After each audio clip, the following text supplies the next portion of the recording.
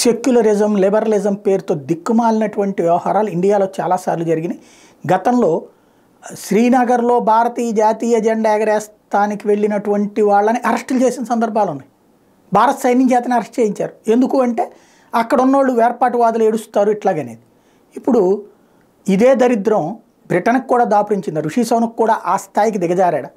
పాలస్తీనా వాళ్ళు అక్కడ బ్రిటన్లో పెద్ద ఎత్తున ఉద్యమాలు చేస్తున్నారు. పాలస్తీనా జెండాలు పట్టుకుని ఏదైతే పాలస్తీనాకి అండగా ఉన్నటువంటి హమాసు, ఆ హమాస్కి వ్యతిరేకంగా యుద్ధం చేస్తున్నటువంటి ఇజ్రాయెల్కి బ్రిటన్ సహకరిస్తోంది కాబట్టి, ప్లస్ హమాస్కి అండగా నిలబడుతున్నటువంటి హౌతీ తీవ్రవాదుల మీద దాడులు చేస్తోంది కాబట్టి అది ఆపేయాలంటూ పెద్ద ఎత్తున పాలస్తీనా జెండాలతో గతి లేక బ్రతుకు తెరువు కోసం బ్రిటన్కి వచ్చి అక్కడ బ్రిటన్కి వ్యతిరేకంగా పాలస్తీనా జెండాలతో ఉద్యమిస్తుంటే కడుపు రగిలిపోయినటువంటి ఒక బ్రిటన్ జాతీయుడు బ్రిటన్ జెండాను పట్టుకుని వాళ్ళకి వ్యతిరేకంగా నిలబడ్డాడు.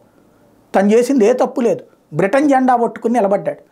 దానికి గాను బ్రిటన్ జెండా పట్టుకున్న వ్యక్తిని అరెస్ట్ చేసినటువంటి పోలీసుల దిక్కుమాలినటువంటి తత్వాన్ని ఇప్పుడు బ్రిటన్ పౌరులు ప్రశ్నిస్తున్నారు.